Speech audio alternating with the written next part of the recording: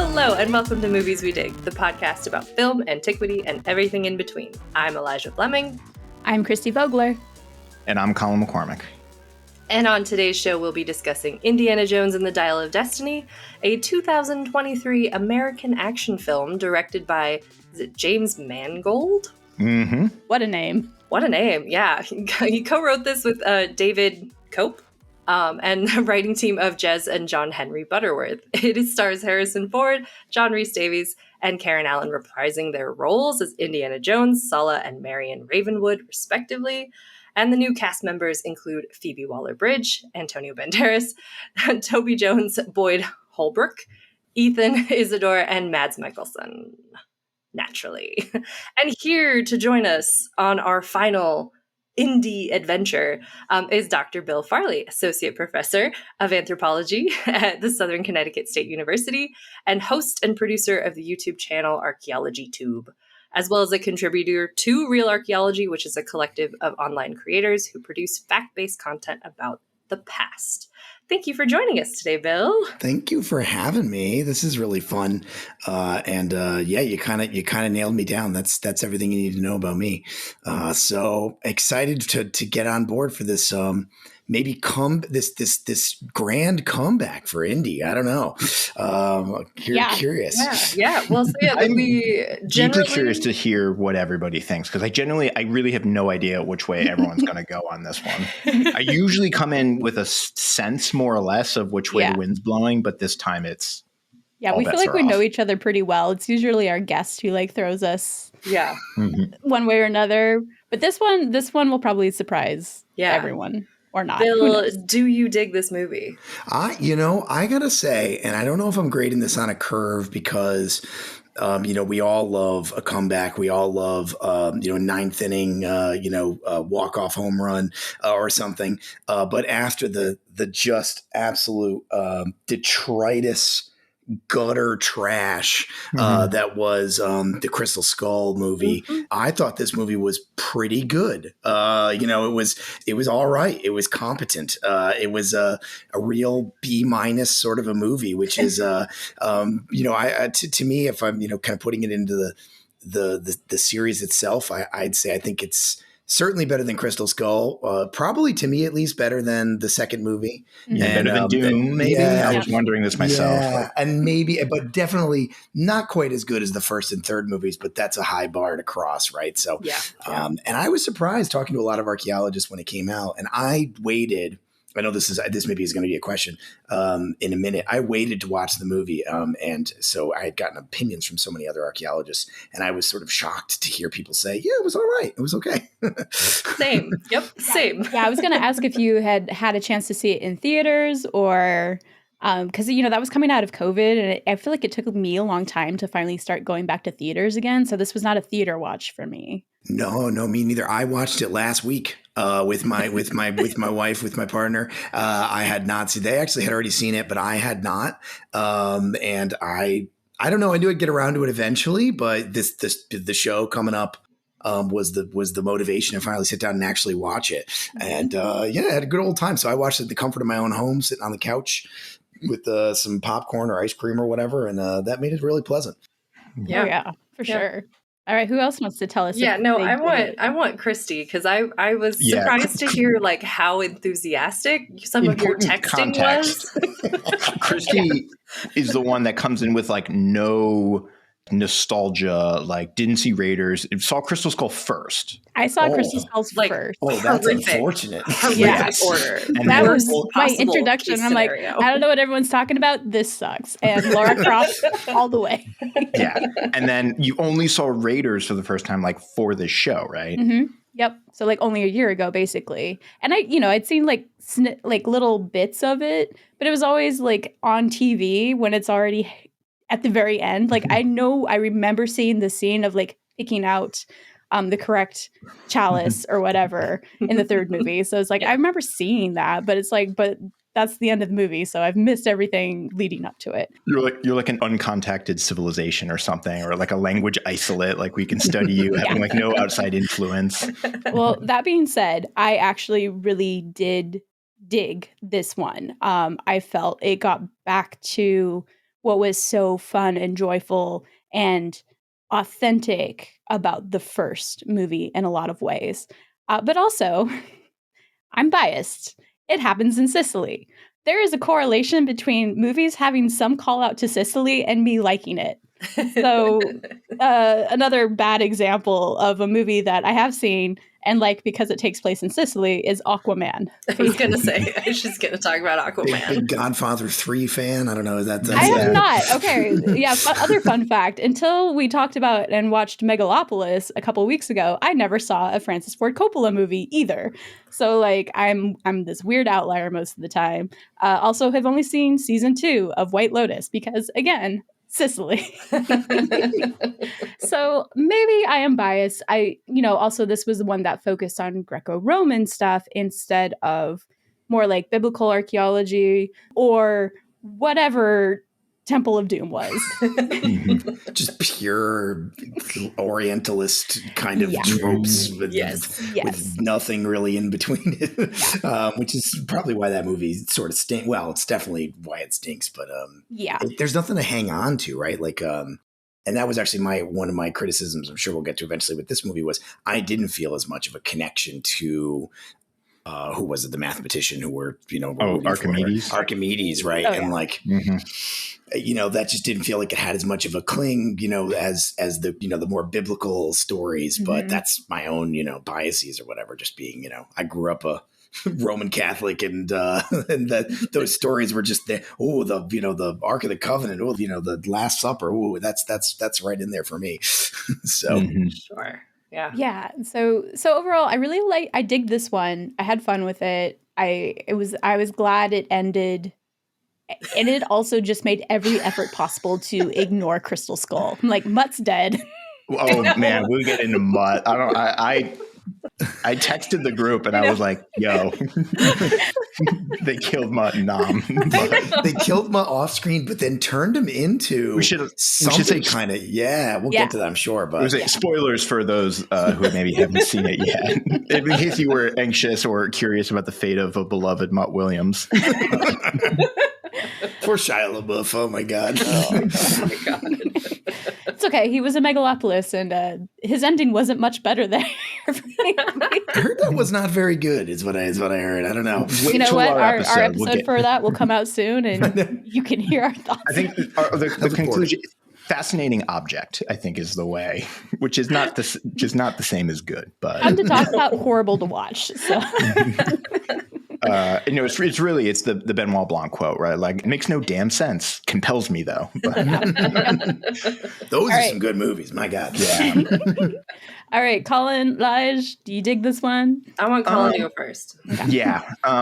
Generally, yes. I think I'm with Bill on this one. I'd put it probably, definitely over Crystal Skull, maybe nudging out Doom.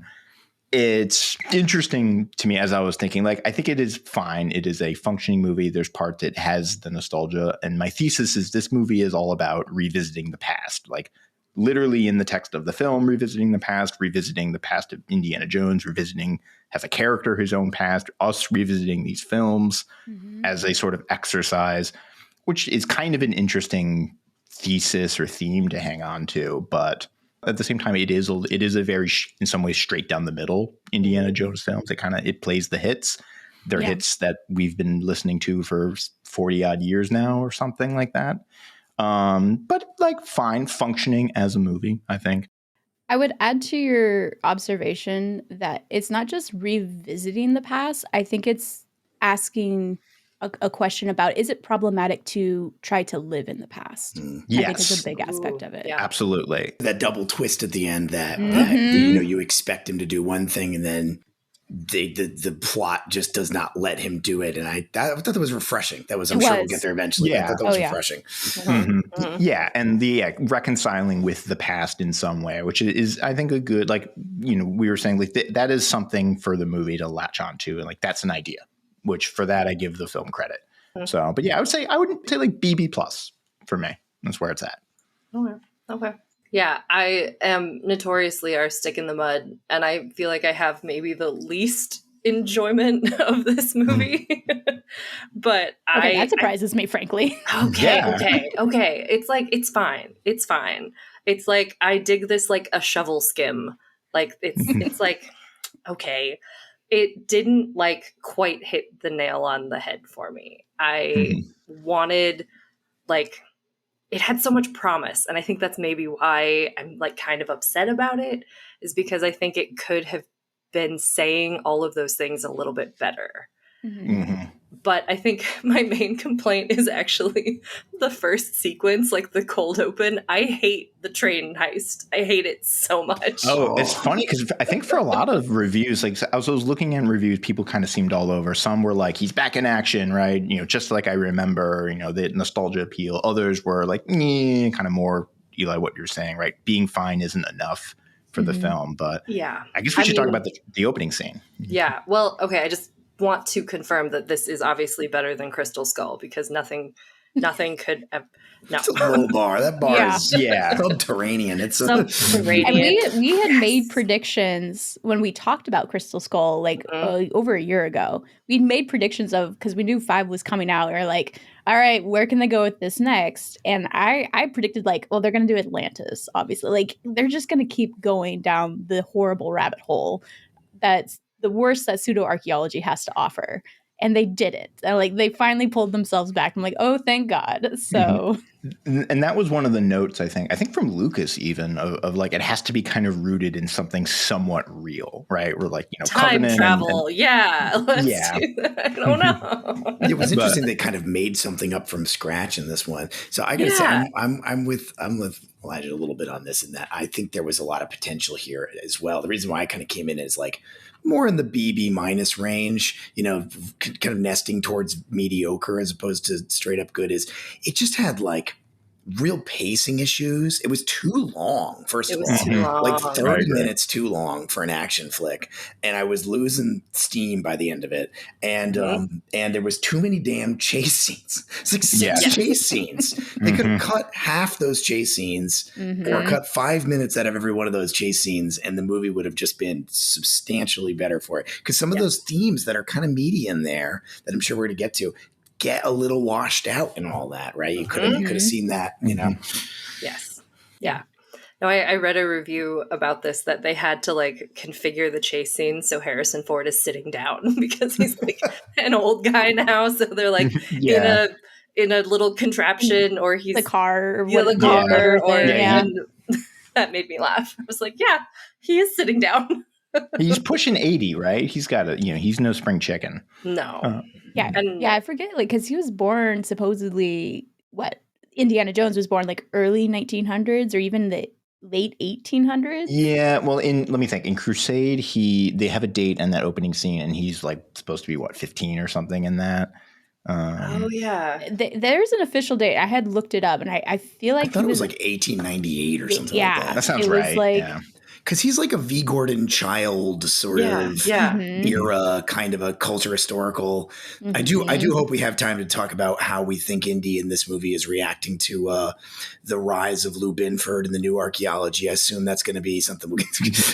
They should have had a scene where he was writing an article about how much he hated processualism. I think that would have been funny. Think that should have been there for sure. Yeah. Yes. This part is for nobody. I'm sorry, the audience. No, it's for me. Bill, it's for me.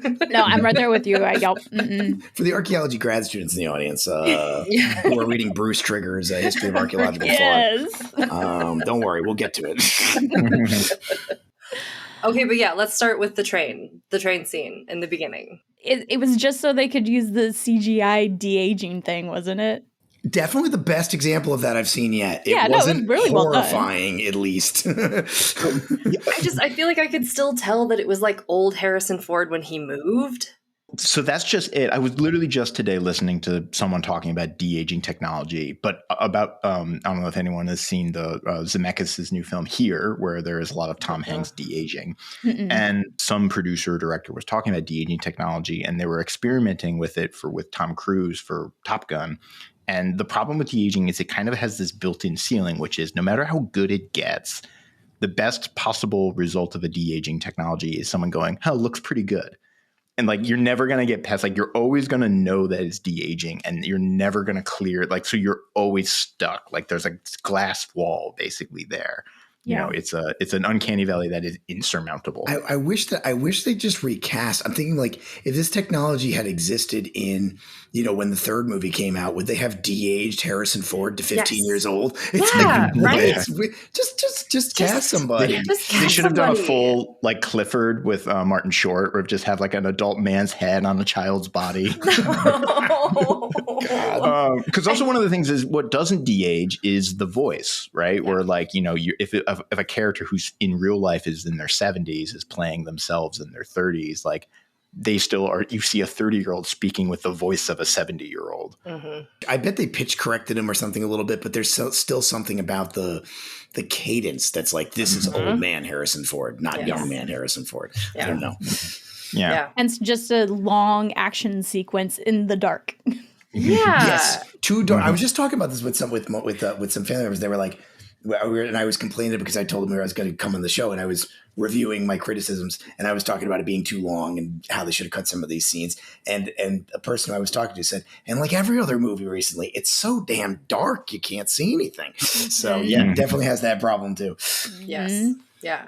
So yeah, I kind of could have like done away with the entire train sequence. I know it was trying to set us up for like, this is the Antikythera mechanism, and like, this is in the past.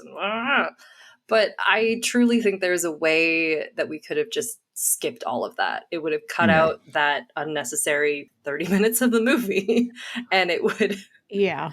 It does do what I think is kind of a clever sort of bait and switch, where originally it is sort of very true to classic Indy, where they've got the Spear of Longinus and it's, you know, the religious significance. And soon into the sequence, Indy's like, it's a fake.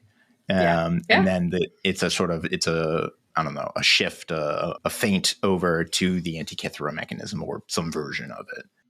I like too that it's very much rooted in kind of the reality of, you know, post World War II Germany, and just some of the actions that were taking place with Hitler has just been assassinated. They have been actively stealing all of these artifacts and artwork from all over Europe. And now they're trying to figure out what to do with it all, because it's also a crime, right? So like, you got to hide as many crimes as possible. And so I think even today we're still finding like caves and stuff where the Nazis had stashed a bunch of stolen artwork and artifacts. Yeah. And so I like that it was kind of speaking to that, because, you know, we always joke, it's like there's so many Nazis always involved in the Indiana Jones, you know, movies, because it was a major historical event taking place, but it also had a huge impact on antiquities at the time. Like, a lot of certain laws were passed. We have like the monuments men, and, you know, there was a lot of questions that we started asking ourselves of like, you know, when we are talking about people being threatened in war versus objects of important historical significance, how do you balance saving one against the other? Why do these superpowers want to control those objects or destroy them? And like, those really came into discussion at that time period. So it's like, it's always feels important to have Nazis in these movies for some reason. But we have Nazis later. So like, do we need Nazis in the beginning? Acknowledging that like Nazis left Germany and came and worked in the US. I'm like, that's also nice. Operation Paperclip of it all, like the bringing, like how integral Nazi scientists were for like the moon landing and things like that. Yeah, the Mads Mikkelsen character is just Werner von Braun. I don't even know why they didn't just say that. Like, just have him be Werner von Braun. I don't know, just why not? And in the defense of the opening sequence, I'm probably defending this movie harder than I otherwise normally would. But I know you are. I'm in the trench, so I'm going to commit to this line of action. But it sets up the kind of contrast between classic Indy, you know, good and bad, idealistic. You know, we can quibble with the ideals themselves, but you know, has a moral clear code, versus the world of the 60s, which is all shades of gray and spies. And so, you know, I think just to jump in and I'll do it. I'll do a defense at the beginning too, even though my goal with this movie would be to try and cut like 30 or 40 minutes out of it to bring it back down to a reasonable length. And that'd be a great way to do it. It would just be to cut this whole opening section. But there was some stuff in there I like. First being the I just like letting my nostalgia win for a minute, and just seeing Indy punch and kill Nazis is always good, always exciting. So, and yes, there is some punching and killing Nazis later, but it's like weird, like morally gray Nazis, and like that's sometimes you just want it to be simple, but they're actually CIA. Yeah, they're not actually morally gray. Right? You're not supposed to see them as morally gray, but it is fitting into those themes really nicely. I also think they did some important character work here that worked surprisingly well for me. When one was setting up the relationship with Basil, this new character Basil, who's so important to the story as this secondary character, and who I was worried about right away. I was like, oh man, they're going to try and make this story revolve around this guy we just met. But I thought they did a pretty good job of making us kind of care about this guy, find him interesting. He's got a fun twist in there where he seems like he's going to be the bumbling coward trope, but then he turns out to actually have a little bit of steel in him, and he says some cool lines, and that makes some of what happens later hit a bit better. And then the third, I think maybe most important, is that it introduces and sets up Mads Mikkelsen really well. And Mads Mikkelsen can do no wrong to me. Okay, he's fair enough. He's a beautiful man, and he's so good. He's almost good enough to make those horrible Harry Potter movies bearable, but not really. But I mean, like, can you imagine if those movies were good and J.K. Rowling wasn't what she is, and we could just go and like watch those movies and see Mads Mikkelsen be Grindelwald? Like, that's such good casting, and it's just wasted, right? So I just getting to see him be a villain, be cool, be interesting, be truly diabolical and nasty. I really enjoyed that, and it sets him up pretty well here as well. Yeah. Fair enough. I hear that. But they could have done that not in this weird de-aging past. They could have done that in a scene that happens more recently. With Mads, like, I feel like I barely even noticed it because he just kind of has, like, maybe this is wrong, but he just sort of looks kind of the same all the time. He doesn't seem to have aged all that much. He does, and I remember even asking. I asked my partner while watching. I'm like, is he supposed to be? Is there some kind of timey-wimey shit going on with him where he's not aging? And she was like, "Nah, I don't think so." And it's seems like you could, with just like conventional makeup, you could make him look. You're right. He is in a sort of age gray area. Yeah, I didn't even think about that. They really didn't do anything to make him age. It seemed like, or de-age, whatever way he was going. Well, how old? He's timeless, is what the movie's trying to tell us. And I think the character is supposed to be a little bit older than Jones, right? Maybe by like 10 years. In real life, Mads is 58 to Ford's, what, like 70 something? Yeah. Oh, so that's a big 82. jump. No, Ford's 82. What? Yeah. Jesus. As of this year. I can't imagine they were implying that the characters were that different in age in the movie. No. Because that would mean he would have been very young. Yeah. I wanted to give like a cool shout out though. Like Harrison Ford, after the whole de-aging thing, we open up with him in his little sad apartment in New York without a shirt on. And like, he's still showing off his body as just like, this is what I've always done. This is what I'll always do because I am Harrison Ford. And I'm like, you know what? Kudos to you guys letting him do that, because I just thought that was kind of neat. And to me, it played into at the very end of the movie. I call it the boo-boo scene where like, please kiss my boo-boo and make it better. They reenacted that with Marion at the very end. See, talk about that because Elijah's finding it cringe. I found it kind of cute. I thought it was a little. It's a bit much. But I like that it was a throwback to, it was kind of the throwback to the line, it's not the years, it's the mileage. And it's like, well, now it's the years and the mileage. Yeah. A lot of mileage over the years. They could have had Marion play a bigger role in this movie and had her feel like it hit better when she showed back up. Because I was like, oh yeah. Yeah. I remember her, it was a little bit. Yeah. And Sala too, to a lesson, like Sala is kind of perfunctory in this movie in a way that I feel kind of like he has one sort of throwaway line. It's like, and then Indy brought me to America and, my kids live here. You should have at least gotten on the airplane. He brought his passport. Let the man on the plane with you. I mean, John Rhys Davis, no spring chicken either. And then maybe he's had enough after the car chase. He's like, yeah, maybe I'm out. Maybe I'm too old for this, Indy. You keep going. Just saying. So then we get, our main plot device, which we should, I guess we should talk about, the Antikythera mechanism. Yes. Well, here, I will set the scene. Set in 1969. There's Man on the Moon and all of that. The film follows Jones and his estranged goddaughter, Helena, who's the daughter of Basil, who we talked about in the train scene, who are trying to locate a powerful artifact, a.k.a. the Antikythera mechanism, before Dr. Jürgen Wohler, a Nazi-turned-NASA scientist who plans to use it to alter the outcome of World War II, not by killing baby Hitler, but by replacing him and doing even better. Yes, I bold choice. I thought. I actually, that was one of the parts where when I found out the villain's plan was to travel back in time and kill Hitler, I was like, all right, like I'm back in it. Like that's He's like, Hitler was a loser. I could have been better. And just like they're like the classic time travel like how many time travel paradoxes start with like going back in time and killing Hitler. Yeah. I have a quick story to go with this. So like a couple of weeks ago was daylight savings, right? And I was over at my brother's place with my young niece and nephew, and they were trying to explain like why it was dark outside already. And I just kind of chimed in, like, Chica, that's my nickname for her. Chica, we traveled back in time. We went back an hour. And her response was, does that mean we're bad people? And I'm like, oh my God, that's your first media observation right there. If you travel back in time, you might be an evil character. It's true.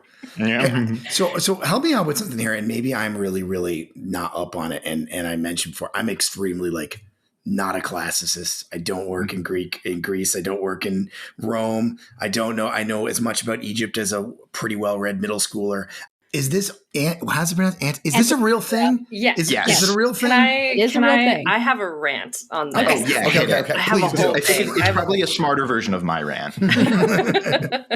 So yeah, Antikythera, I think they call it they pronounce it a little bit differently. What do they say? Antikythera maybe or something like that. They say it like slightly differently. I've always said Antikythera mechanism, but came out of a shipwreck off the island of Antikythera, and so the ship was crazy old, classical. Yes. Yeah, I think I just was looking this up. The shipwreck was found in 1902, I think. Oh, so they have been spending a long time diving this wreck. But it wasn't really kind of noticed, I think, until a couple of decades after. And then it was in museum storage before someone picked out. And the shipwreck is dated to like the 80s, I think, BC, something like that. Oh, okay. So first century BCE. Yep. That makes sense. So, and it's like a weird series of gears, and it's really, really corroded, and everybody was like, what in the world is it at the time? And so it became one of those things that everybody kind of latched onto as like, it's a battery, it's a computer, it's like a thing from the past that they couldn't possibly have had, which I think is, as we all know, bullshit. Like, of course, like they had gears, they had a lot of technology that we might call, I don't know, we see as modern clockwork. In some way. That's clockwork. What it is. It's clockwork. Yeah. So like to add on to that rant, it's in the National Archaeological Museum in Athens. You can go see it. It's basically a big melted lump of bronze, effectively. And you can see reconstructions, but it's basically a very fancy like planetary orrery where like you can turn a dial and it will tell you where the planets are going to be at what date or something like that. Yeah. But it is often advertised or like will be like, History Channel presents. It's like first computer. Like, did ancient Greeks invent the computer? And my big protest is the use of the word computer. Sure. Because it is technically a computer in the sense that it is a device that can help calculate things like a very fancy abacus. Yes. It's like the first computers, right? It's it's the Enigma machine and things like that. It's pure analog. My big protest is, even though, while technically correct, it has that kind of futuristic, like Greeks had technology that they shouldn't have had for centuries kind of energy, when really it's the knowledge is all there. We know they had pretty elaborate sort of clockwork mechanisms and doohickeys and contraptions that could do stuff like open doors and make fun sounds or pour wine and things like that. It's just a really fancy version of that. Probably has nothing to do with Archimedes. It just in that, like, the time of its production might have been around when he was around, and some of his ideas are reflected in the, because there are certain things to consider in terms of the calendars, like, well, are you using a lunar calendar or solar calendar? Are you doing this or that? So we can trace based on the gears, like what astronomical mathematical influences were being used to construct the clock to try and basically follow the planets. It also follows the phases of the moon. It does a few different things. That's kind of cool, all in one little mechanism. So it's like, it's a really baller mechanism and it does some really cool shit, but the message that people try to send out about it, I think really underlies how cool it really is.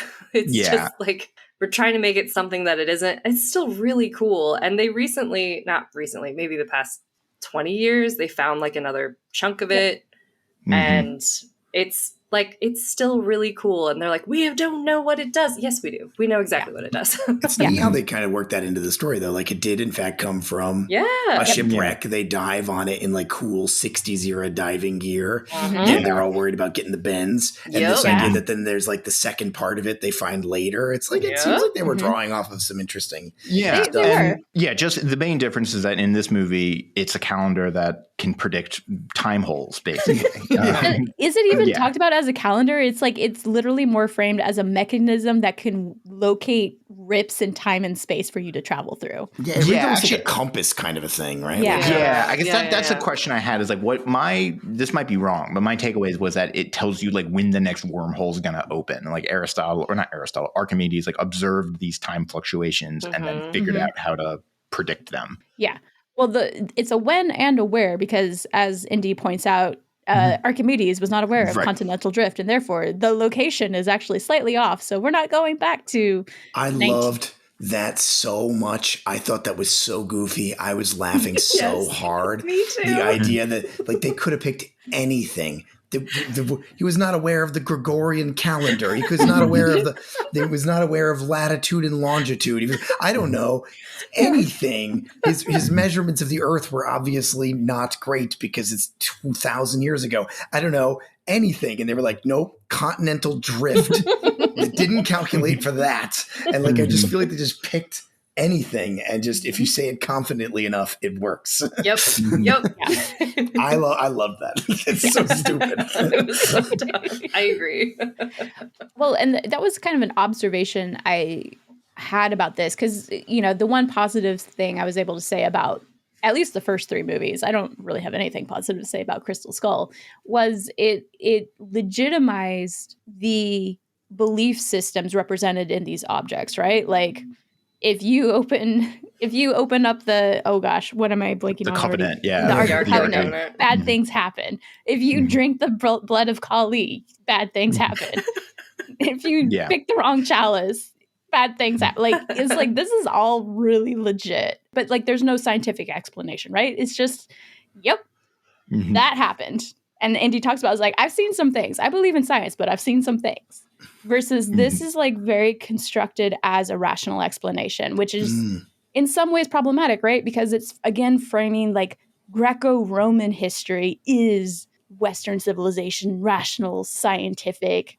Yeah. It makes sense. We understand it. And the only reason it didn't work correctly is because Archimedes just didn't have all the data, right? Yeah, I mean, I think that's maybe the thing with the first and third movie that I find myself liking more. And again, maybe it's that Catholic background or whatever, but there's just something that mystery that is like, why? And that they didn't go that hard science angle. Because I would say that Crystal Skull also does a sort of hard science fiction kind of angle by bringing in aliens, which is really, really dumb. But they like had to explain it. Oh, it's aliens. Like, it's a rational explanation. Even though it's a goofy explanation, but it is rational. It's a thing that could happen, as opposed to the cup of Christ doesn't literally make you live forever, but only in this one room. That doesn't. There's nothing. They're not doing Resident Evil stuff. They're like, well, it's making your genes morph and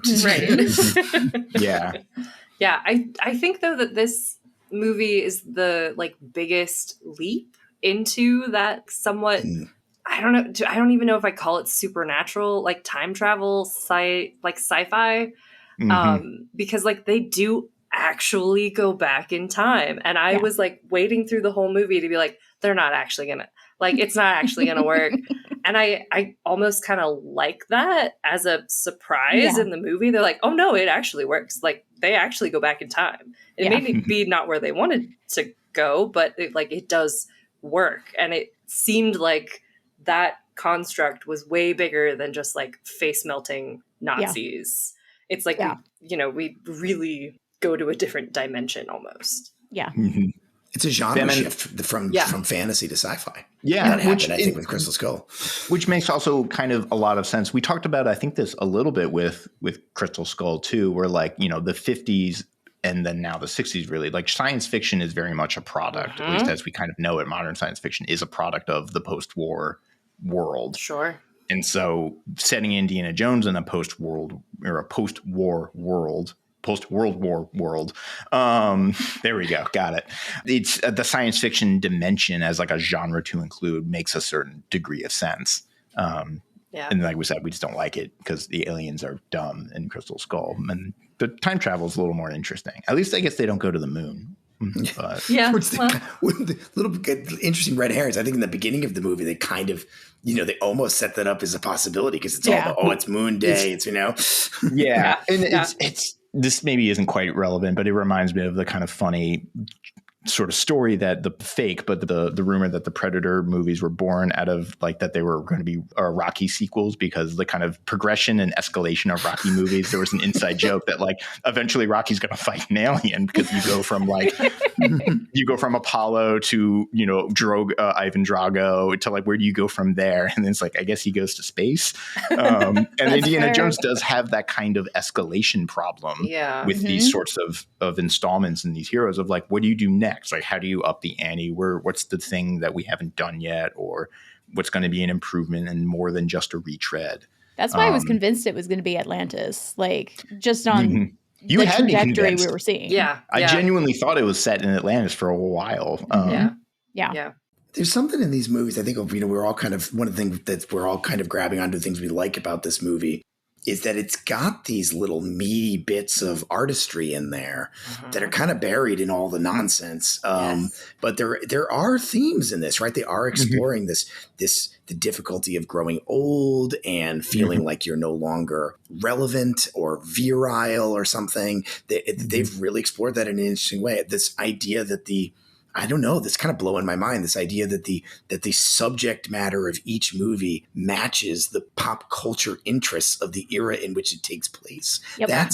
That's interesting, right? That's artful. That's something interesting. Yeah. And it's like in a Indiana Jones movie, but it is there. It's there.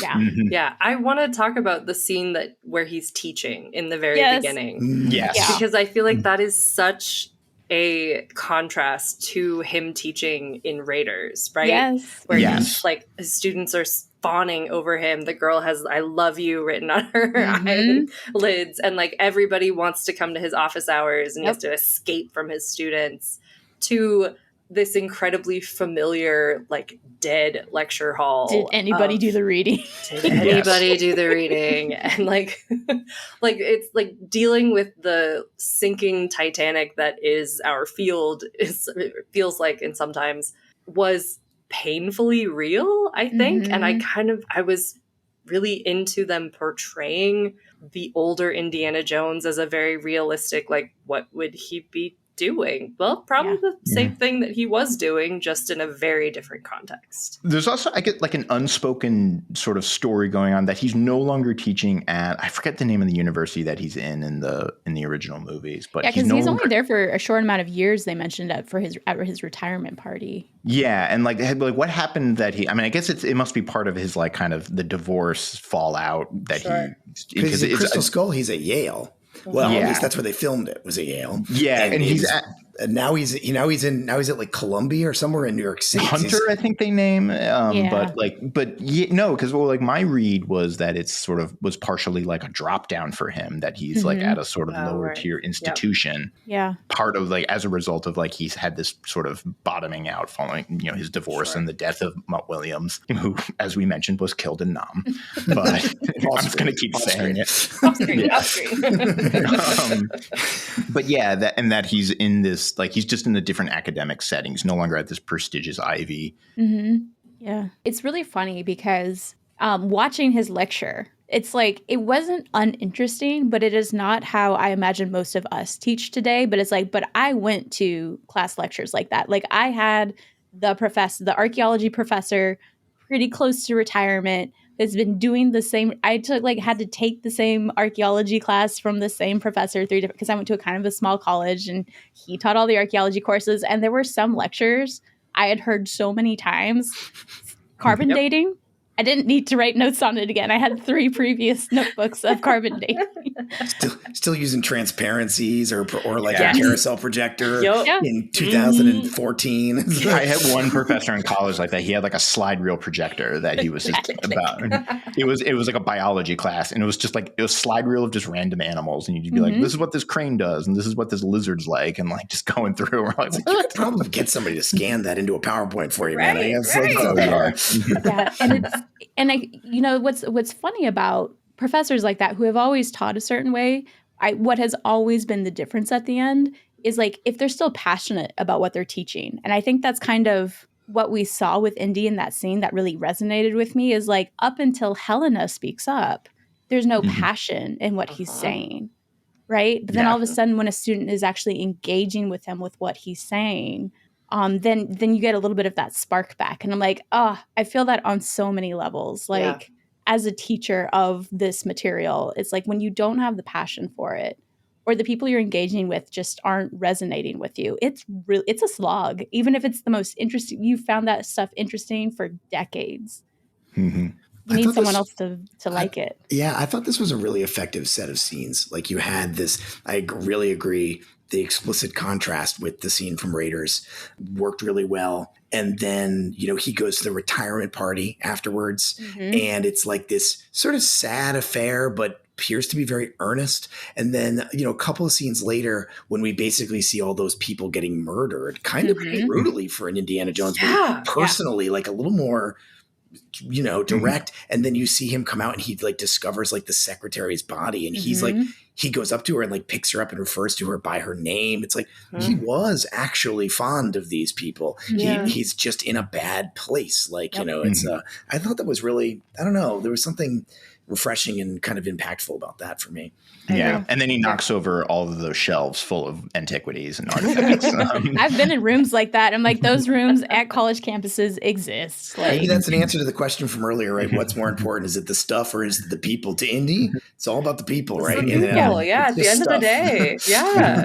For sure. So this seems like a good segue to talk about Helena and Phoebe Waller-Bridge's characters, the kind of new and, the breath of youth and life in this film. I don't like her. No, interesting. All right. I appreciated that they wanted to introduce a woman. Again, like we're trying to like maybe bring back a little of the Marion energy from Raiders of this like outspoken, opinionated, can obviously take care of herself kind of woman who's here. But I don't know. I don't like that they made her an antiquities dealer. Like she was kind of a bad guy partially, but I guess, I don't know if we're supposed to like see growth or something. I don't know. I really flip-flop on the character of Helena. Yeah. Again, it's like, cool. We could have an heir apparent to Indiana Jones be a woman. Awesome. First of all, we have the trope of working from her daddy's journal to find the thing, to not fix the world, but to sell the thing at the end, which to me feels like a really weird thing, that if you're someone whose father was a scholar and loved the knowledge of these things, and you had a mostly good relationship with him, which it seems like she did, except when he got obsessed, but like he gave it up, right? I don't know. It's hard to say. I think it killed him. I don't know. But like, to me, it feels really weird to like kind of spit on all of his work and be like, I'm going to find it and I'm going to sell it. Like, there's that part that I'm not sold on. There's also the part that she's hypersexualized, but she never gets to conquer, just like Angelina Jolie's Lara Croft, right? Like, we know she is hot or whatever, and guys are attracted to her, and in her past, she's done things, but she never actually gets the guy in this movie. But Indiana Jones does. He always gets the girl by the end of the movie. Even when he's 80. It's obviously the second time they've tried to soft pitch this, heir apparent thing, and obviously she's clearly better than Shia LaBeouf's character. Yes. Which again, I don't really think is Shia LaBeouf's fault. I think that movie was badly written, and that character was extremely corny.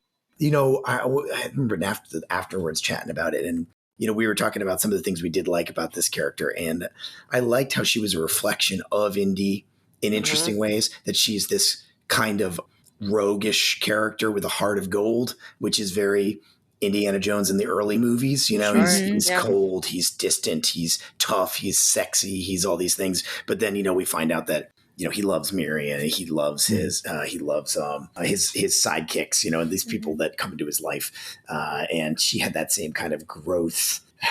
And I guess I get what they were doing with the antiquities dealing thing, but I agree there's some like dissonance there with, she's got like baggage from her dad, but also she clearly loves her dad. There's a great line of that Harrison Ford has where he says, like, people who don't like their parents, definitely spend their time memorizing all of their journals word for word or whatever. Like this, so why is she trying to find this thing and sell it? Like, does she need money that much? Doesn't seem like it. Seems like she's doing all right. I don't know. Well, I think she's in debt to the Moroccan warlord's son or whatever. Who she's supposed to marry or it was engaged to or something. But has anyone here watched Fleabag? Because I think that's that's, I think, the missing key, because everything that Christy just kind of pointed out about the whole sort of thing in Fleabag is that she's like kind of a shitty feminist. Is sort of like the running, that's her words actually, not mine. But like that she is this, like, that she has sort of salient and very like astute observations, but is also a kind of morally compromised, we'll say, person, and like is prone to doing sort of shitty things. Like everything you just kind of described, Christy, is also very on brand for Phoebe Waller-Bridge. That's like kind of her. Fair. Yeah. And she was, I believe, a producer on this film, or had producing credits. And it didn't surprise me because we've talked about before, she's talking about doing a live action Lara Croft series as well. So like, I think she had a hand in the sort of creation of this character, and which makes sense because either if she didn't do it herself, that whoever did sort of conceive it seemed to have a good grasp of like her artistic voice, such as it is. Like her relationship with Indy, her relationship with I forget the kid's name. Teddy, I think, is his name. Yeah, like those are fun. Those are good. And like she's the one who pulls Indy out of the funk and like be like, fix your problems, dude. Yeah. Yeah. I think what is so frustrating about, because it's the heir apparent storyline, is like you make her have a lot of Indy's masculine traits, including the hypersexualized aspect, but then she doesn't actually get to be better than Indy, even in that regard. At the end of the day, she should have gotten laid. Yeah, exactly. I think that would have fixed on a the lot boat, of this. which she might have had. The hot guy on the boat, and then there's a hot guy. Isn't there a hot guy when they're like in Sicily or wherever they are later on? Isn't there a hot guy there too? Like she definitely comments on a few different people, but like yeah. So, and that's the only thing I hate. It's like, if you're going to play up that aspect of the character, then let there be a conquest at the end, or just not have that be part of the character. Like, there doesn't have to be a romance in these, or just let the romance be Marion and Indy as his final hurrah. Like, that's fine too. So, and those were like the only things. I thought she was a lot of fun. I did like her as a character in a lot of other ways, but like those things always get to me a little bit at this point. I also feel like it's so hard to create some sort of heir apparent for Indiana Jones, because I think it's always like been Harrison Ford, and like this was a thing I wanted to talk about. Like, even like in the first movie with Raiders, like, who was it? There was somebody else that was going to maybe play the role, but it's like it would not have been as successful if it wasn't Harrison Ford. Like, it had to be him. It's something wrapped up in his attitude and the way he is that just is that character. And I think it's so hard to follow that. Yeah. So Tom Selleck was supposed to play Indiana Jones at one point. He was like in the running to possibly be this character. And I can only imagine that there would not have been a second movie. Like, there would not have been as much love for this character. I think it wouldn't have worked the same way that it did with Harrison Ford. with Tom Selleck. And so Yeah. sorry, like, Tom. Sorry, Tom. Love you, Tom. But like, it's not the same. And so I think any kind of heir apparent to this throne, I think maybe we just need to accept that it is Harrison Ford and that there's not going to really be the same character. Like, maybe we can create a different archaeological adventure character, maybe, that doesn't have to have any sort of ties to Indiana Jones. Yeah. Because that would be ideal. I was thinking about this in the context of like I can't think of a character, or I can think of very few characters who are as closely tied with the actor as Indiana Jones. And in contrast to, say, James Bond, who is sort of the genesis for Indiana Jones, like Indiana Jones was kind of Spielberg's answer to not being able to direct a Bond film. Right. Bond and even to that extent, Lara Croft is a character who it's a sort of Batman, right? It's like we can slide someone new into the role and cycle through, and they're going to have different takes and, update them for a new era or medium or whatever it is. But Indiana Jones is not like that. It's very it's tied to the actor inextricably in a way. And also this is probably going to be the last film because way, way back in 1979, the films were 5-film contract. Like from the get-go, it was always going to be 5 films, or at least that was what the rights were. Well, I don't know what with the Disney acquisition of Lucasfilms, I don't know what that means for could Disney theoretically reboot it? I mean, and Disney is doing the thing of casting dead people in their old roles. And yes. Yes. Yeah, are we going to get a completely AI Harrison Ford in 10 years after he has passed? No, I don't want that. There I don't know how much, because there are films I know with Back to the Future, one of the big reasons we're never going to get a Back to the Future remake in the Living Future is because a lot of the people like Zemeckis and Bob Gale and a couple other people, they need 5 people to sign off from the original creation team in order to greenlight it, and they're never going to do that. Ghostbusters was a thing where the minute Harold Ramis died, it was a similar situation with the first Ghostbusters movies. And the minute one of them died, Bill Murray was like, fine, yeah, go it. The remaining members, he was the kind of holdout. Yeah. So I don't know, maybe Spielberg, won't, or Lucas. I imagine Spielberg and Lucas both have to probably sign off on it, but probably. Maybe not. And I think there's a problem too of, this was a question I was going to ask of some of the earlier Indiana Jones films, and maybe why Crystal Skull just fell so hard is part of why archaeology as an action adventure works for The Mummy, for Indiana Jones, is it's set in a time where that's kind of how archaeology was done, right? And having him in the classroom, I kind of wished we'd gotten a scene at a conference with all of these guys that he's been on adventures with, and just had an academic conference that with. Yeah. Just to because it is more grounded in academics, archaeology, right? And you get to a point of, can you have action adventure archaeology in the modern age? The only thing I could think of that could have been kind of fun, but I think you would have had to set it a little bit later, is instead of having Helena be a antiquity seller, it would have been really fun if instead she was part of this movement to repatriate, going into creating NAGPRA in the 1990s, and she's going in and defacing museums, but not the artifacts, and stealing them to return to their correct cultures and everything like that, and have that be the big fight between Indy and Helena, because he's it belongs in the museum, and she's well, actually it belongs with the culture that created it. Yeah. No, that would be an actually interesting conversation to have. But you can't have that much longer going into the future.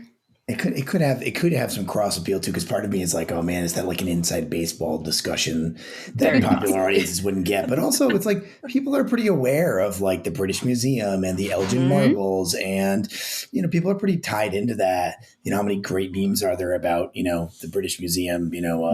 Pictures of people holding the stealing the moon. Why is the Leaning Tower of Pisa still in Pisa while the British Museum couldn't figure out how to get it on a truck?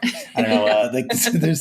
There's a little bit of you could maybe spin off of that, but that would be I really agree. I don't know. Indiana Jones is a man. That's why the themes of this movie hit pretty well, and I think it was very smart to tie into this theme of him aging out because he is a man of a different era. And that's true of archaeology. He's based on a bunch of, real archaeologists from your Hiram Binghams and your and these kinds of characters who were a little bit like that. They did carry pistols and they did, go wherever they wanted and break the law and steal stuff and who knows. Get into fisticuffs at academic conferences. So it's like, and nowadays, we can all look back on and be like, yeah, well, we wouldn't do archaeology like that today. That's why it's okay for archaeologists to like Indiana Jones, because he's a man of his time, Yeah. Again, I wanted to see him bad-mouthing Binford. I think that would have been great. I think that would have been super interesting. Help me out. For the one resident non-archaeologist, I actually want this. I would like this joke explained. Okay. So Indiana Jones clearly comes from an era in archaeological theory called the culture historical period, which is just that early 20th century, very, defining what cultures are and coming up with typologies and chronologies. And this swirl means this culture means this time. Exactly. Right. And so in the 1960s, you saw the emergence of like the next big paradigm in archaeology, which is called processualism, was led by this guy named Louis Binford. And it's a very mathy, sciencey kind of positivist kind of approach that's looking for sort of human universals. And I just think that Indiana Jones would hate it. I personally hate it. I think he would have definitely been one of the old timers who was like, what is this shit? Yes. Yeah. No, I completely agree. And it just makes my little archaeology heart so happy. He would have hated post-processualism too, but that's but he'd probably be dead by then. So yeah, right. Yeah. Pull up your theory notes. Yeah. Right. Oh, okay. So the other thing that was Vietnam. the other thing that was talked about in all of this was like, I think at one point, like Helena literally just says capitalism for like why she's doing what she's doing. But she keeps like hitting at Jones as like the fame and the fortune that comes from, I would argue, antiquities dealing, because you're not getting fortune for the most part from the archaeology itself. No. And I thought that is that a thing? Was that a thing? Like, I think that was definitely a thing once upon a time. Like, these men who publish their articles and like everyone, like, the way we talk about archaeology is there's definitely, and anthropology more broadly, it's like there are schools based around a single person, and like you had all of their students that learned from them and they kind of further developed that field. Like, so I imagine fame is an aspect of that. But then I was starting to think about it more critically, and how my phone has been dying early every single day because of all the blue sky notifications from like a bunch of new people following. And I'm like, do we still seek fame in just a weird and different way by like promoting archaeology and what we study and trying to make it fun and cool by talking about movies and actual archaeology? We might not be a great subset to we're a little biased, right? Because I think we are all archaeologists who are trying to do that kind of public archaeology, science communication thing. And, and you do get thinking like, why am I doing that? Is it to educate or is it to prop up my own ego? It's certainly not to make money. I'm not making any money off it. But it's like, some people do. Some people can make a career doing that, but it's it's just as much work as any other job in archaeology. So absolutely. I don't think anybody's getting rich off it. But it's because there is this kind of sexiness about archaeology. There is this popular, and I think people sometimes credit Indiana Jones for that. People be like, well, if only geographers had an Indiana Jones. And I'm like, I'm sorry, buddy. I don't think Indiana Jones would save you. I think that's just boring. Yeah. And I think people just think archaeology is cool and interesting. Yeah. And there has to be a raw material to work with to get Jones. I'm thinking back to Jurassic Park and what's his name? We talked about him. Jeff Goldblum is an actuary. Yeah. He's a mathematician, right? Yeah. He's not a paleontologist in that movie. I'm saying he's an actuary, which is even less sexy.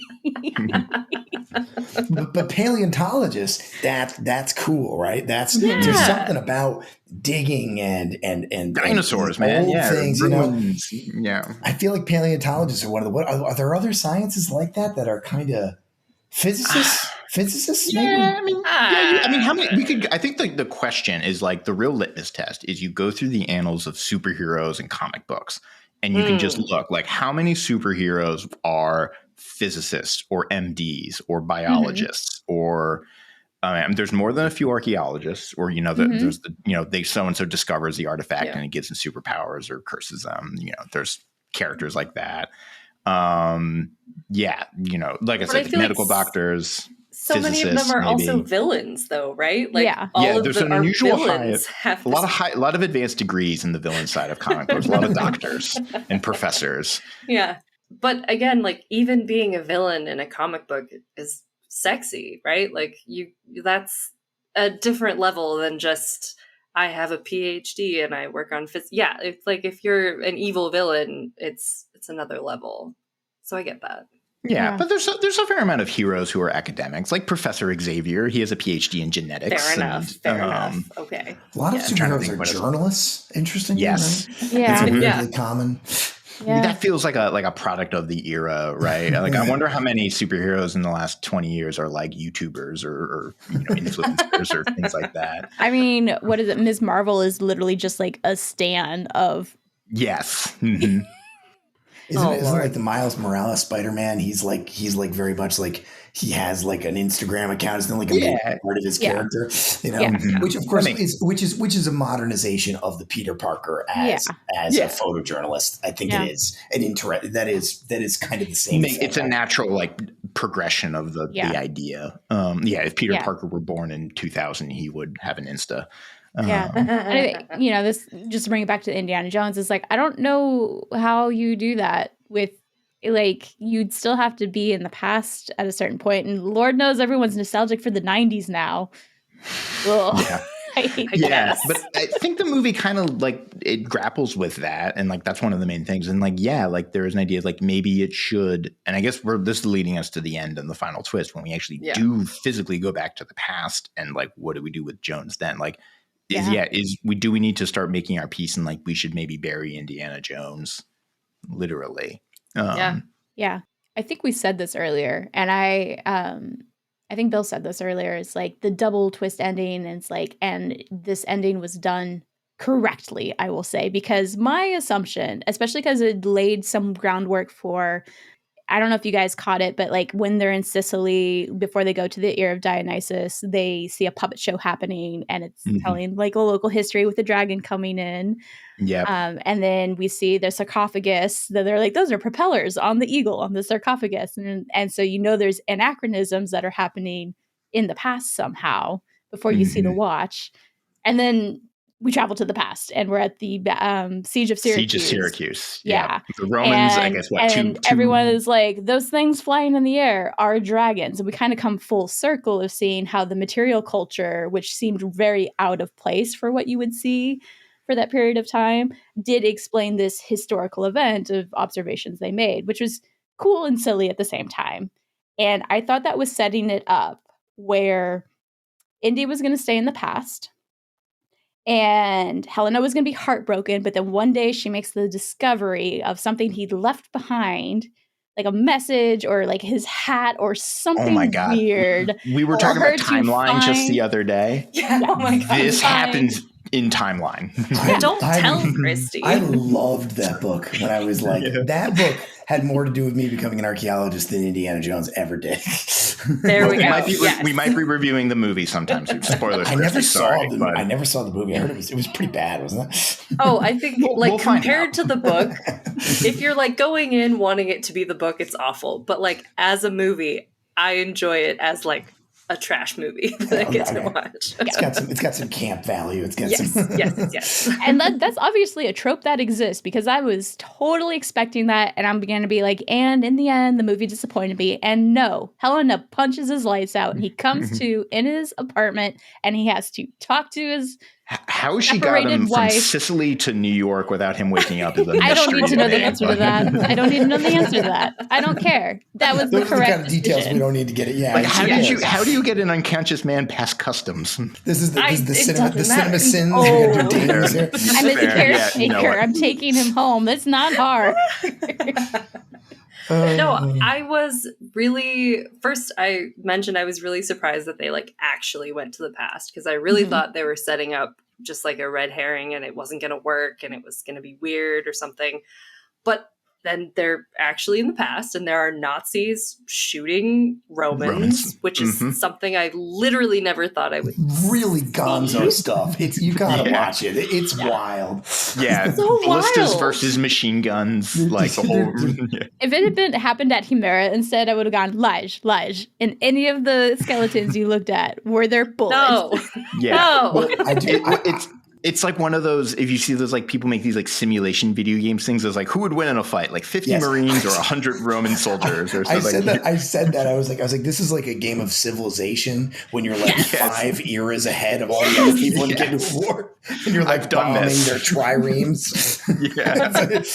What was there was like a Spike TV show that was like the samurai versus like a Roman legionary. Who would win? A moment of cynicism here. I was watching that whole scene. I was like, this is for like the dads. Like they found a way to have Nazis with World War II bombers and Roman soldiers with the hats and the Greek hoplite dudes or whatever they are. And like they got everything in there, all the hits in one scene, and then they just have them all killing each other. And I was like, this is true. Who would win in a fight, a World War II bomber or the entire Roman Navy? Well, and I think that, I'm glad, Bill, that you said this. Like, that speaks to the dads, because it's like my dad was an advent watcher of, probably still is, of the History Channel. And then it became Ancient Aliens, and he became a big watcher of that too, which is hard. But it's very much of the, like, Indy says this, is like, who wouldn't want, like, this is everything we ever could have wanted as an archaeologist. Yeah.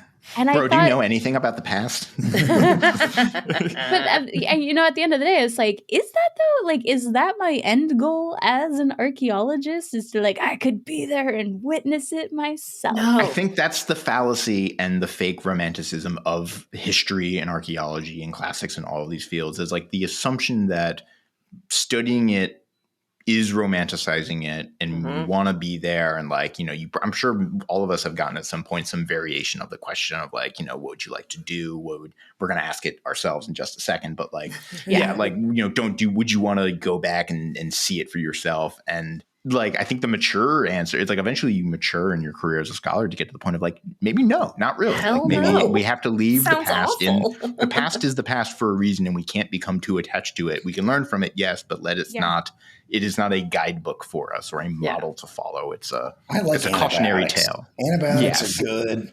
I like PlayStation.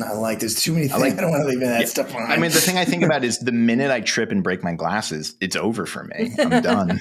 Well, and the other interesting thing about it is like Helena keeps pointing out to him, is like, dude, you've been shot, you're bleeding, you're gonna die of sepsis in like a week. Yeah, and I think, and like, so it's not even that he's planning to like live there. It's just like, dude, we're here. Might as well make the most of it. I'm gonna spend my last moment. I'm gonna spend my last moment speaking Greek to Archimedes, which is cool way to go. Fair enough. There's more to life, right? But then also Helena like brings up like, you're gonna like up all of history. Like, I don't know. Maybe not. Maybe let's not. Yeah, no, I do really appreciate that ending, that they're like, no, we're not doing this. Like, don't live in the past. Don't live in the past. Like, we have people in the future. Like, we have lives in the future. There is still hope to be had in the future, which feels like really hard to say this week. But well, and I like how it ends. It's like, it's not just him alone or just him and Helena, right? It is his friend Sala with his grandkids. It's Helena. Marion has come back. It's like the people that are still present in your life and still care about you. And they're asking him, are you back? Like, Indy, I hear you're back. Are you back? Like, are you in the present with us? And like, that is what makes that moment really special, is like, there is something not just still worth living for, but living in the moment for. Sure. Yeah. Except for Mutt Williams. He doesn't get to live in any past or future, but because he was killed in Vietnam. You can't let that go, can you? You can't just be satisfied and leave it alone. The whole day, like after I saw this movie, I went around like in the shower, I'm like, they killed Mutt Williams off screen in Vietnam. I can't believe they killed Mutt Williams in Vietnam. I was like repeating it to myself like a mantra. Incredibly efficient storytelling, though, that they took that character and they turned him into a Dungeons and Dragons character, tragic backstory on screen. And there's really that powerful scene on the boat where he's like, I lost my son or whatever. And you buy it. You're like, my God, that character actually meant something to him. He didn't mean anything to me.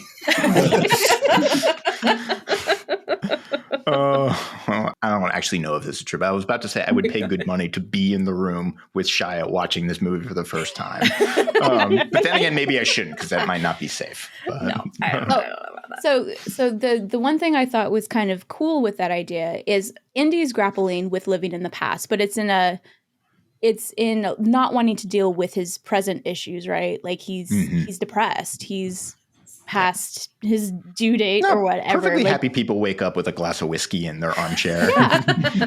But then we also have Voller, right? Like Voller is wanting the past, but he is wanting it for this idealized version of how it was so much better. Like that past that I can bring into the present and I will be in a better position in that world brought to the present.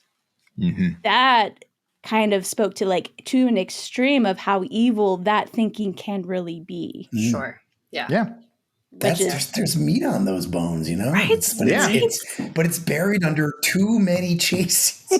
Yes. Way too many chases. I just also want to add out some underserviced characters, I think. First, Antonio Banderas, who I just kind of feel like didn't get enough to do. It took me a hot moment to realize that was him. It's like, he's the best diver in Spain. Now he lives in Athens. Is that Boots? I know, right? Yeah. Zorro, and also the character, the CIA agent, Agent Mason, played by Shawnette Renee Wilson, who I just also felt like something that got left on the cutting room floor because I was like, what's happening with this character? Is she gonna have a turn? Is she gonna join, become a new ally, and then no, she's dead. Yeah. She basically was there to make us dislike the villains more because they, kill her in a very unfair way. And you're like, she was cool and liked her. And there was also a racist dog whistle there, right? As well. Yeah. There's the scene where Voller's talking to the hotel staff guy and he talks about serving in the war. And then it's the whole thing Voller still hasn't, given up on his Nazi ways. But yeah, it felt like there was a thing that there's a draft of this movie out there that has something going on with that character that just we're seeing the kind of vestigial version of it. Yeah. Yeah. Okay. It's been hour plus. Should we move toward our last thoughts and our big last questions? Yeah, I probably should. I got to go help put the kiddos to bed in a couple of minutes. So, Perfect. Because we've been going a while. This has been a really fun conversation. This one. I know. We try to have it be a fun conversation. So final thoughts. Anything that we want to get out there that hasn't been said yet? Okay, two things. Ear of Dionysus is so cool to see. If you go to Syracuse, it is really go cool. there. It's really fun. Yeah, it is such I was so cool to see they actually shot there. I'm like, okay, that's legitimately the place. It's that whole part of Sicily, Valley of the Temples, super cool. Highly recommend. And then part two is I liked the little betting fight about what was it called that would allow them to find the Antikythera device? It was they had to find the two fragments to put it together, right? Yeah, it's all MacGuffins. The Graphicon or something like that? The Graphicon, yes. And they have that bet of going, I bet it's going to be Polybius, and I bet it's going to be Linear B, because they're both like, it's going to be a code. And I'm like, okay, Polybius, yes, is a code. Not a great one.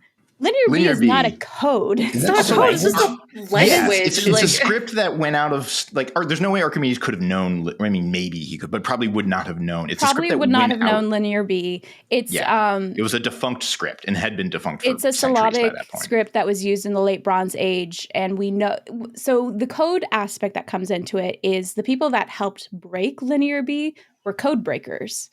Yeah, they're World War II code breakers. They were trying to figure out what it was, and it's based on a Proto-Greek language. So they eventually were able, and it's why it wasn't easy to decipher initially is like the Greek alphabet we know has symbols for vowels and consonants are separate versus linear B, it's a syllabic script. So like every symbol is a consonant paired with a vowel. Ba, be, bay, boo. Like every one of those gets its own symbol. So that's why they had to figure it out. And there's another one called linear A. And the reason we still haven't deciphered it is because it's not based on a Proto-Greek language. It is based on a different language we haven't been able to figure out. So not a code was actually a script, mostly just used for bureaucracy. Wouldn't it be weird if there wasn't a linear A and they just went straight to B? They just went right to B. Yeah. I feel like it's more of a reflection on our poor naming skills. I found myself, I was given a lecture about the Iliad just the other day, and I was pointing at a picture of Mycenae, and I was pointing to one of the artifacts in the mask. I'm like, this was found in Grave Circle, and I had to stop for a minute. I'm like, A or B, Colin? A, right? This just makes me think of the PPNA, the pre-pottery Neolithic A and the pre-pottery Neolithic B for the archaeologists in the audience, for our Southwest Asia folks.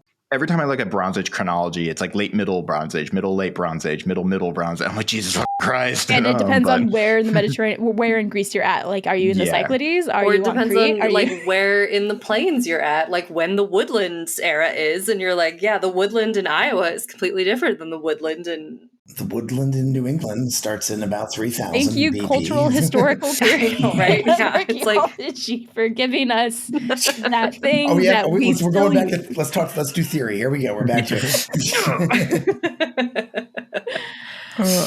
Okay, so those are my two things. I also had those on. I had those noted as well. So I think that thing with the linear B is fascinating. Like, it's so interesting. I didn't know that story about the code breakers and how. First of all, that's just really cool that World War II code breakers would get involved in language revival. That's neat and makes a lot of sense. But also the way that then gets mistranslated into linear B as a code in the movies. It's fascinating, very interesting. One of the big person in that was Michael Ventris, who's a British guy, but Alice Kober was at UT, Eli and I's alma mater, when alive. It's so they still have a lot of her notes, which are stored in these cigarette, the big cigarette carton boxes. Really There's cool. rolls of index cards of the notes from when they were working and corresponding on that in the 50s, I think. Yeah. My one note that I wanted to get out is what's worse than snakes? Underwater snakes. Sure. Fair enough. Eels are weird. Eels are tough. I would not want to be swarmed by eels. No. All right. Are we to our final question then? Let's do it. All right. Lay it on us. Final question. If you could travel back to any moment in history, where would you go and why? When would you go and why? Why? I already have questions that are going to complicate and ruin this game. Can we change history? Is that a reality, or are we in a different kind of... I'm going to frame it as have 1 hour. You have 1 hour to spend. And yes, you could possibly change history in that 1 hour, but you can't win World War II or anything in an hour. Yeah. So. Well, that's even if I could, but even if I did go back in time, would I even have could I have killed Hitler? No. If they just dropped me somewhere, I would have just as much of a chance of killing Hitler as any other person, which is to say, very little. maybe if this is Wizard of Oz and you're in the house that drops on Hitler, then sure, you can kill him that way. But we're just we're flying in a plane through a chasm in time space, and you go where you want. Okay, I gotta think about this. I have a very nerdy, gut reaction answer to this that I'm almost embarrassed about. Okay. But I want to go back and talk to Octavian as he was becoming Augustus, because that is such an interesting political shift. And was he so charismatic? Is that just something that our sources paint him as? I don't know. You find he's just a weird little nerd. Yeah. What is he? A weird little nerd? I want to know. I'm so curious. I will add, you have alien technology that allows you to speak the language of whoever is speaking to you flawlessly. Just to make life a little easier. Perfect. So you can have that conversation. Thanks, Christy. Although you probably have enough Latin to I was I think I could get something out of it. Yeah. Oh, Bill, you got an answer on hand? I do. I have two. I have like a thematic answer that I'll do second, and then like in the spirit of the question answer. And that's was actually just the Octavian sort of thing just made me think of. There is a historical figure like that who I'd be introduced from my own sort of research that I'd be interested in meeting. And I work in I work in Connecticut, and I work in the kind of traditional Quinnipiac homelands, and in the contact period, these first couple of decades that the English colonists are arriving, and there's the indigenous person who's like the sachem of the community is a woman named Shampasha. And she's barely in the historical record, of course, 1630s, but she always signs with a weapon of war in documents. She draws these like cool maps for the English. So they're like really weird. And like by our standards, they're like very in her own perspective. And she just must have been such a fucking badass. Excuse my language. Hell yeah. She just exerts herself, and the English were like, who is this person? But she's there, and she's like leading negotiations. Super interesting character. So that made me think of that. But then my thematic answer, which is that we're supposed to be like Indy, right? Or not going back, because as archaeologists, like we do see the past as something to be studied, as opposed to be something to be like obsessed with or to go want to live in. And so I would probably I think I'd take the opportunity to like go back to, 1930s New Haven and like meet my grandfather when he was a young man. Oh, I love that. More conversation, because he was a really important person. He died when I was 13 or 14, and he was a really important person when I was growing up. Getting to see him like in his prime when he was in his 20s or something and have a conversation with him would be really cool. So that's my schmaltzy on theme answer. Yeah, those are great answers. Yeah. I'm going to go with two really quick too. One is like, I would be kind of like Indy, but like the thing is, I have no idea what Indiana Jones actually studies. Like, It's archaeology. What site does he work at? I've asked this question so many times. What part of the world is his specialty? Archaeologists don't just study everything. Like that's not even back in the 30s. That was not a thing. We see from across the movie that he has a command, I believe, of at least Sanskrit, Latin, ancient Greek, classical Mayan, Chinese. He speaks a little Chinese, and I think Temple of Doom briefly. I think that's it, but he's kind of a Mary Sue in that regard, where he can kind of he knows the language, culture, history. Crystal Skull, he's like a Southwest archaeologist, right? He's like, there's that scene where they have like the trunk full of artifacts, and they're like, So in that regard, he was so excited. He's like, it's the Battle of Syracuse. I'm like, okay, yeah. As someone who studies history on Sicily, that would be cool. So like, part of me is like, I would go to Ganjavecchio, and I would see if the people living there, if there is a medica, like. Although I could be really disappointed if it's not a woman doctor working there. You would be really sad. I think this is a don't meet your heroes situation. Yes, this might be a don't meet your heroes. But like, it would be cool to like actually see if like some of my ideas, some of my theories of like what her daily life would look like if it was a woman working in that space, is like I could actually see it happening, and that'd be really cool for just like an hour. The other person I would go and kick it with is Kaniska, the Spartan princess who won the Olympics with her chariot scene. I'd go hang out with her for a day. I'd do some horseback riding with her, because I think that'd be fun. That sounds cool. Heck yeah. That would be baller. Yeah, mine. I have a facetious and a semi-serious answer. I'll start with the more serious. If I were to meet anyone from the past, in terms of seeing it, I think I actually would really want to meet. I would want to meet Eileen, who wrote a very interesting work all about the nature of animals in Severan Rome. Severan Rome would be interesting broadly to see what life is like in there. And there's a lot of interesting things going on with this guy, where he is a like upper crust Roman senator, makes an active choice to write in Greek.